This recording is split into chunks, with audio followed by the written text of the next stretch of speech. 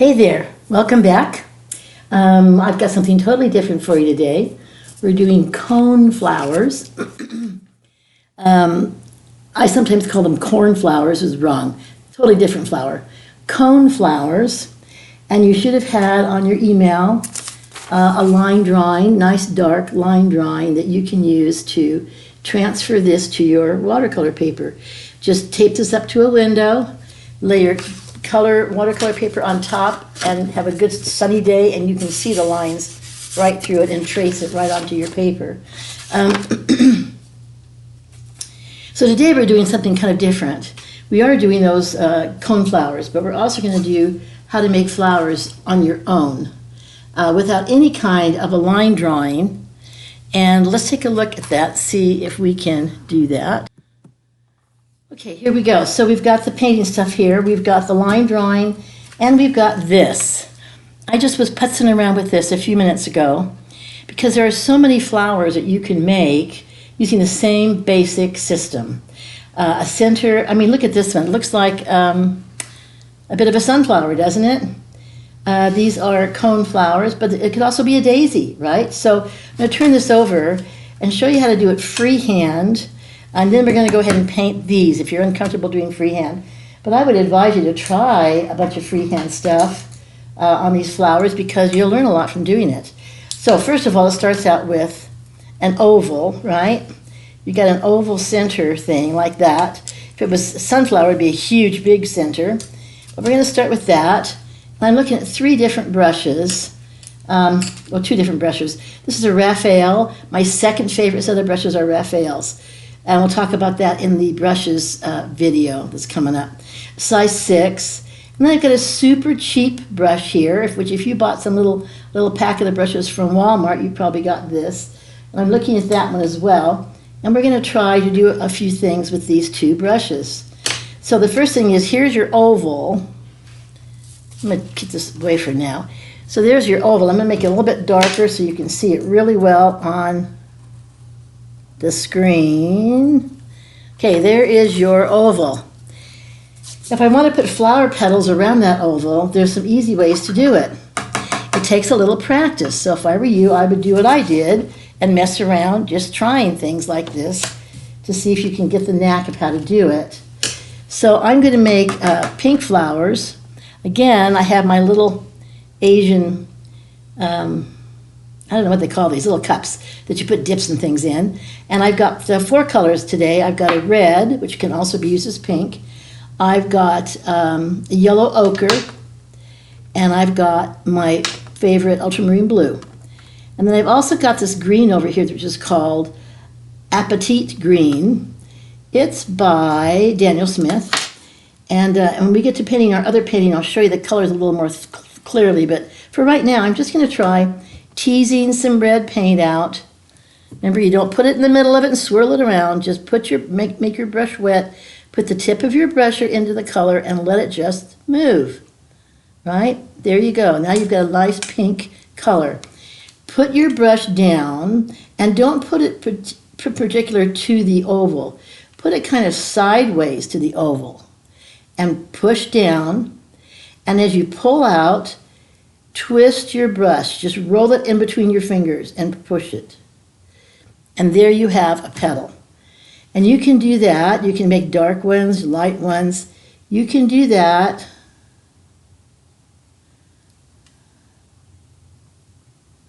You know, all the way along. And you can change the color. You can put 2 colors on your brush. Like what if I put yellow ochre? Hang on, let me get some of that yellow ochre out here. And tease some of that out here. And put some yellow ochre with the pink. Just put both of them right on your brush and try making a petal out here. So I'm going to pull it out and I'm going to twist. That made a petal that is a variety of colors. And that's always fun to do. Just put 2 different colors on your brush and then just pull it out. Now, when you're doing this, it takes a little bit of practice. You want the place where it's attached to be a little fuller and the tip of the flower petal to be not so full, more to a point. So you can do those all day long and just practice making those guys. If you notice, you can make daisies this way.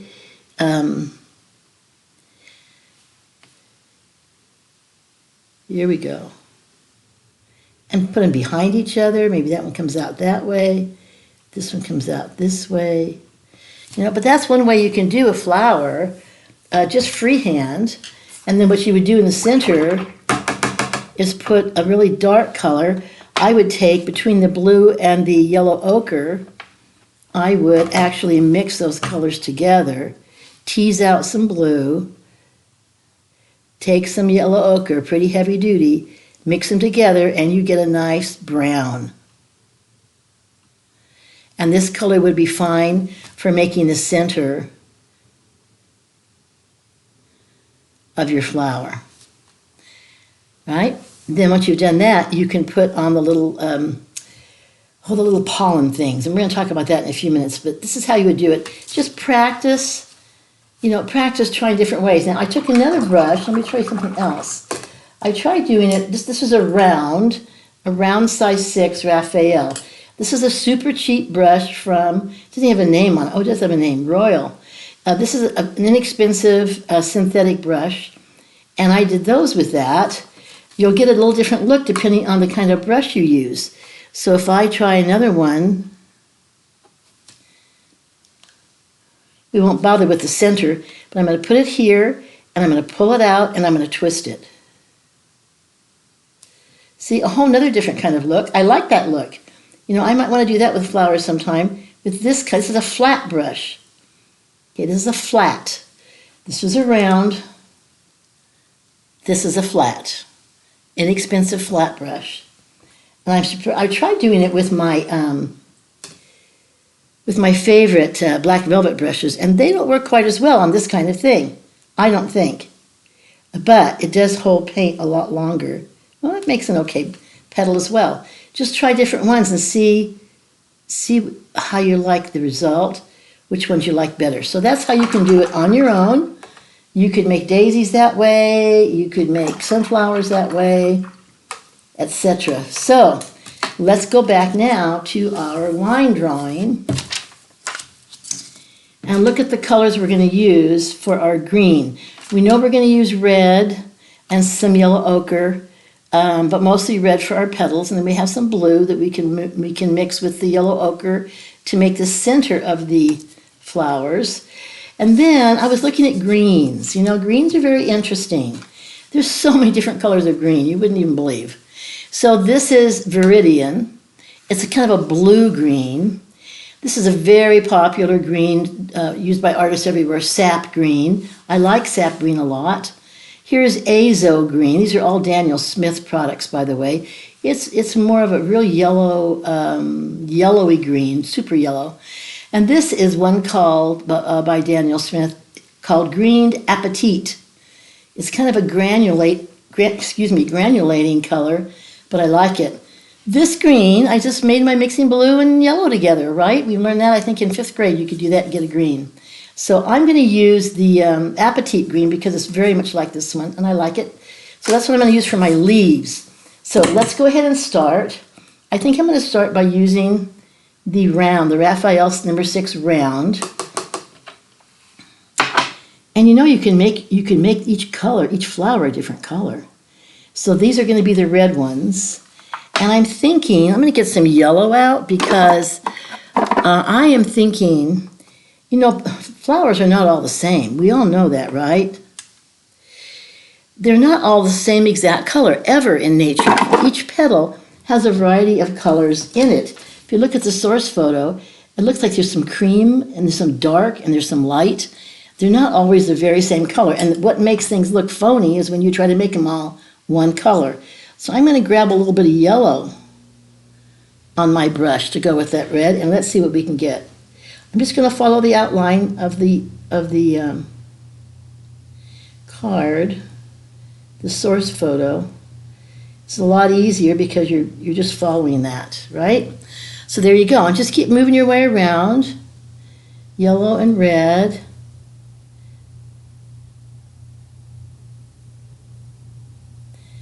I would leave some white. Now, if you notice what I just did, I left some white.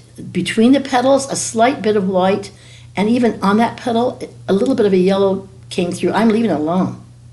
This looks like nature to me, because they're not all one simple flat color. It's kind of yellow and red together, and then there's this white peeking through between the petals. The less you try to make it perfect, the better it will look. I'm just telling you. Do this one. I'm going to leave a little space between this petal and the petal I just did. Okay. Can you see close-up of that too? I left some white right here, a little dip of white here, a little dip of white there. Do not go back. Leave it alone.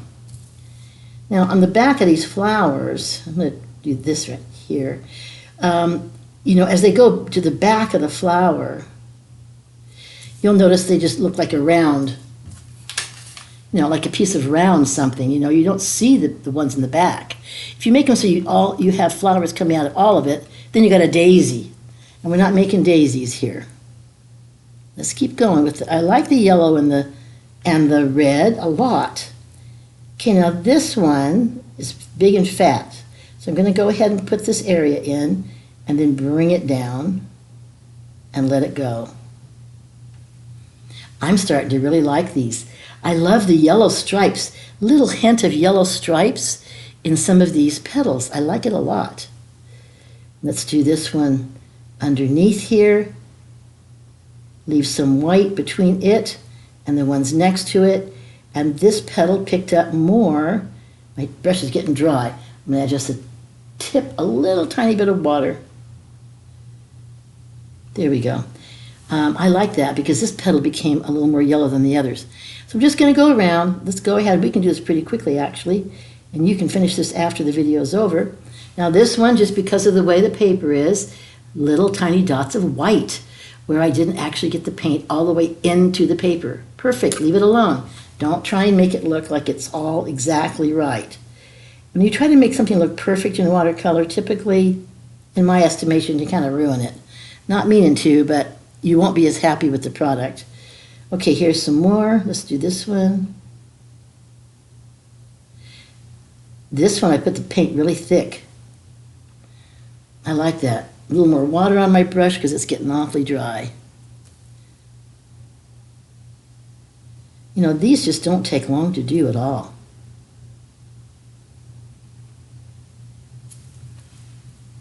Yep, looking pretty good.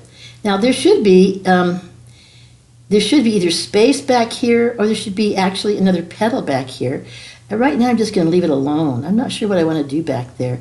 Sometimes you can see part of a hint of a petal in the back, and sometimes you just see daylight. And there's the other question of what are you going to do behind these flowers? Are you going to put some greenery? How would that look? That could be a whole nother lesson. Background foliage.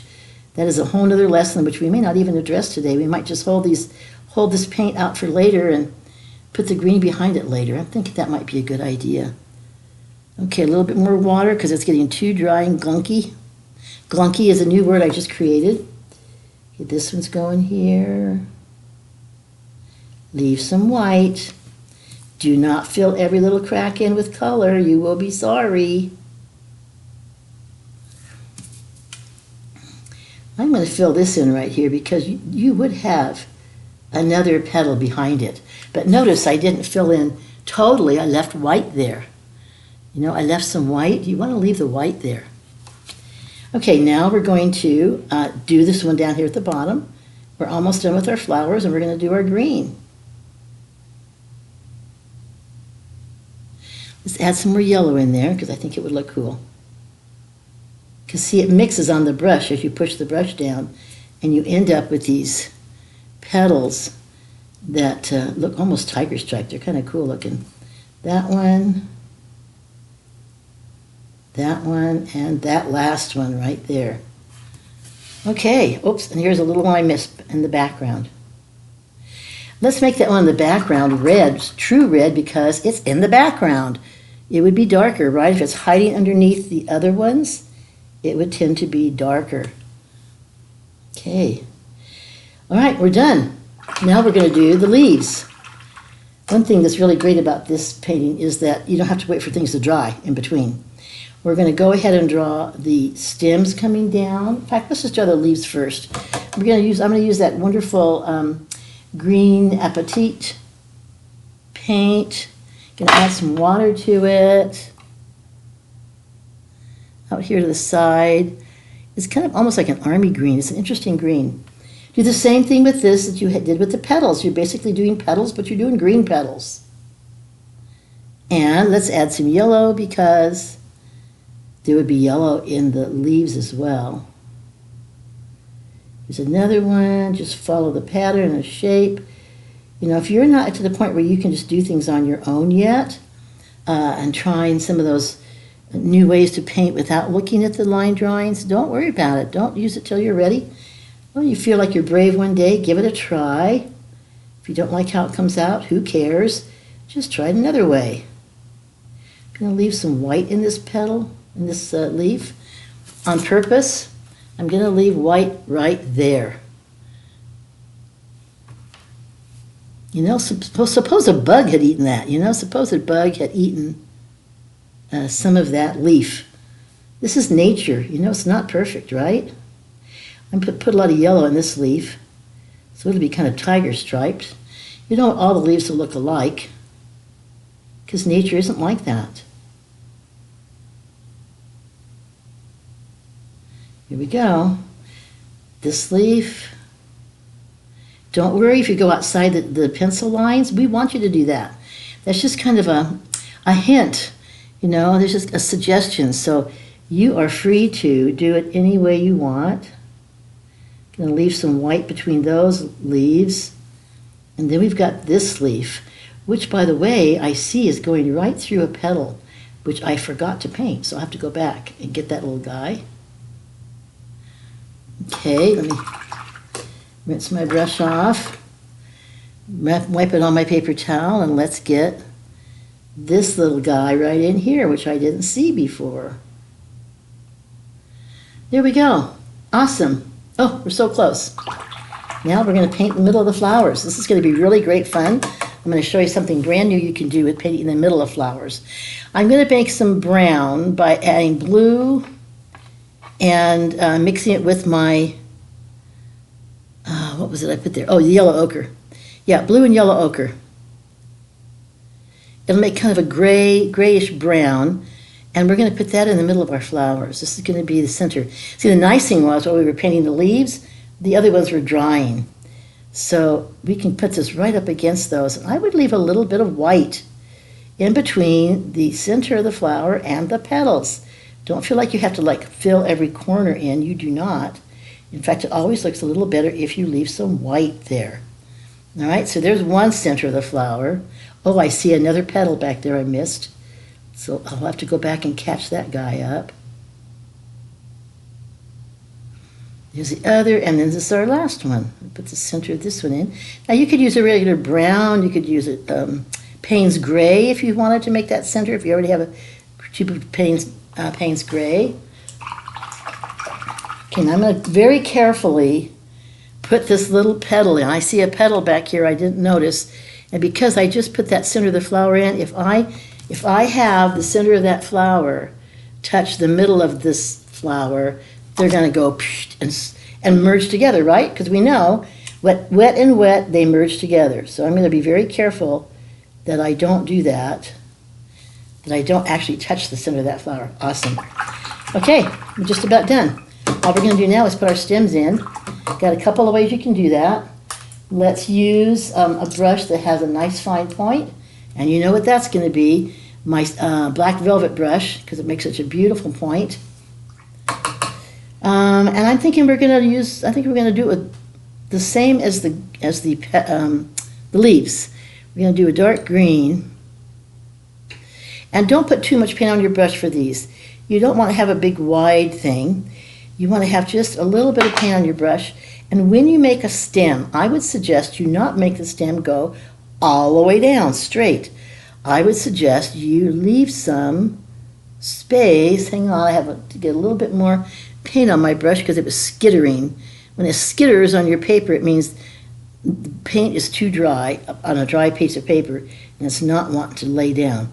So I would just do this. I would like put some here, put some there. I wouldn't go a line up.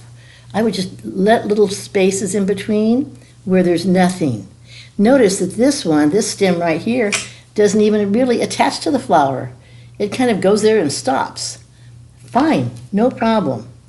Come on down here,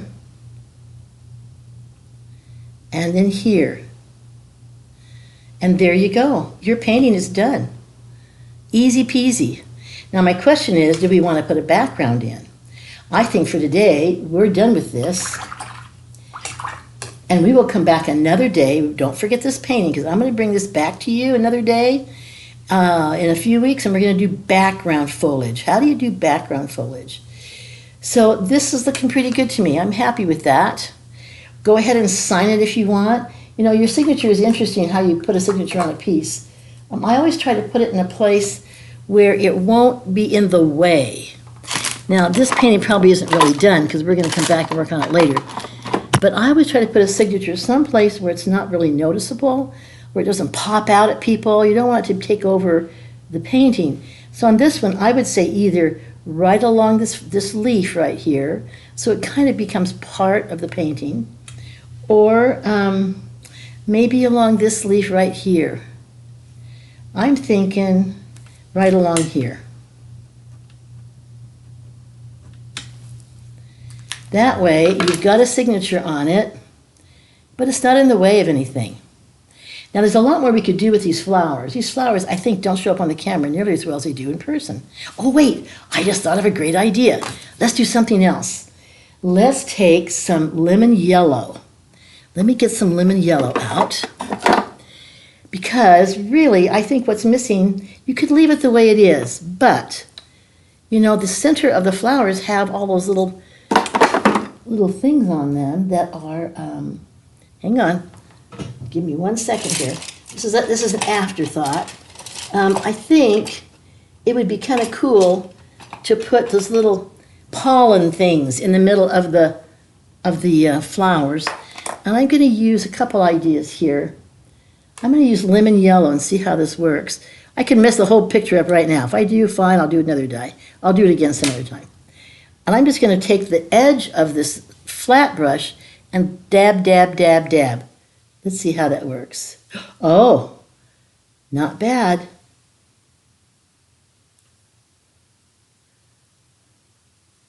Because I put it straight into the gunky paint, it's coming off with little bits of paint, which I like. That kind of perked those up, didn't it, in the middle? Let's see what other kind of brush we could use besides that flat brush if we want to do something fun in the middle. How about, I have brushes that are used for stencils. You ever done stenciling? These are stencil brushes. This whole set of stencil brushes cost me some ridiculous amount, like $5 or something on Amazon. I'm going to try it with this. And I'm doing this today because I want you to try things. I want you to try different things. Don't be afraid to just experiment. I'm right here in the middle of all you guys, and I'm probably going to make a mess out of this, but I'm going to try it anyway. Oh, yeah. Oh, this is the answer. A stencil brush is perfect for making the center of the flowers. And I'll show you one other cool thing you can do. Because you see it drops little blobs of paint. I think those are nice. I think those are done. Hooray for stencil brushes. I've never used a stencil brush before. I bought them a long time ago for some project and never did the project. So awesome. And that's a good thing about having a whole bunch of brushes that you don't always use. Let me tell you one other thing that's really cool here at the end. While this yellow stuff is wet, it's got to stay wet, take a piece of sandpaper. I have an old piece of sandpaper I've had here for ages and ages, and a black coloring pencil, and simply sandpaper some of this black onto those little yellow centers. Yeah. This is like putting pollen on your picture. If your paint is wet, the pollen will stick. If your paint isn't wet, it won't stick. So here's another little idea. This is called gum arabic. Gum arabic is actually part of the watercolor paint itself. All watercolor paint has some gum arabic in it. But if you take gum arabic by itself, I'll have to put down where to buy this. It's like a kind of gooey, and you just kind of, hang on, drop it on your picture like this. Just dab it along on your picture. It acts like a glue. It does lots of cool things. You can make water look like water, like it's shimmering with gum arabic. We'll do that some other day. But now if I do this and I shave this onto my flowers, the gum arabic is going to allow it to glue right to the flowers. And then you end up with flowers that look like they have pollen flying out of them. Hang on a second. Let me wash that brush before it gets to be icky. All right, so now I'm going to hold this really close. Can you see the pollen? Little black things flying around. Once that's dry, I'm going to tap the card, get all the excess to fall off, and you've got pollen on your flowers. Ooh, I wish you could see this in person because it looks really awesome in person. I don't know how it looks on the camera, but it looks great to me. Okay, so that's that for today. We will come back another day and use the very same photo, so hang on to it, the same painting, to learn how to put foliage in the background. So there we are. We've got our flowers done. We'll do some background another day. I hope you're enjoying these videos. Let me know what you want to see. Maybe you want me to paint something specific I haven't thought of. That would be great. I was just thinking that this would make a great card, wouldn't it? Make a great note card to give to somebody. So I will have a video in the future about how to make note cards, all about note cards, and how to print them and sell them and all of that stuff. But for now, I'm glad you joined us for our coneflowers, and I'll see you next time.